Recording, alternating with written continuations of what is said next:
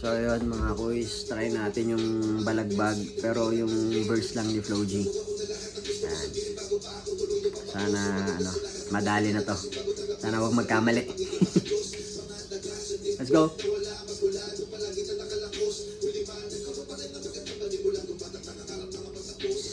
Para sa mga pakarang pag nag-rap ay barok, sana pag maglalapag wag palpak pag naglagay ng sahog. Pagkaputak ka lang di naman ng putak mag-rap na parang manok.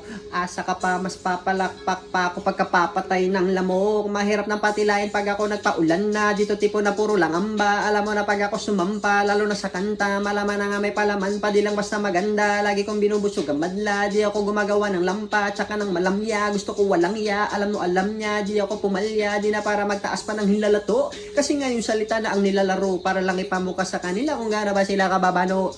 Kailangan ko magbuhat ng bangko, pakitaan sila para mauga, ugain sila para matanto, ipakita sa mga pagmumuka nila kung paano ang tunay na hambog. Nakabakat ako sa mapa, kahit hilingin mo na mapasama pa. Alam mo naman sanay ako sa papag, saka lahat ng dapat ay nagawa na, kaya nandito na ako sa malambot na kama. Isa yan sa mga bagay na wala ka, iniisip mo na ganito ka sana, kaso nga lang di ka pa pinagpapala, tsaka pinapala do baka napasama pa.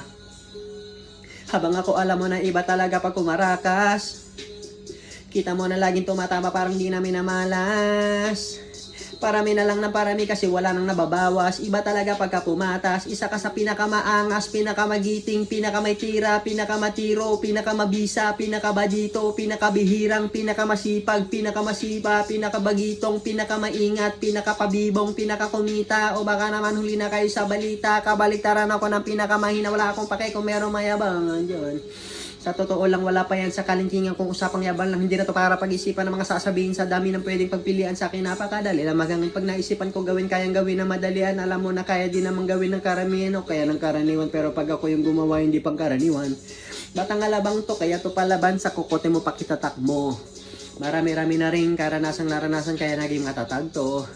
Iba-iba tayo ng sapatos. Aka nakagapos muna bago nakaraos. Yung iba kasi maayos muna bago pa masira. Tapos ako yung nasira muna bago ko inayos.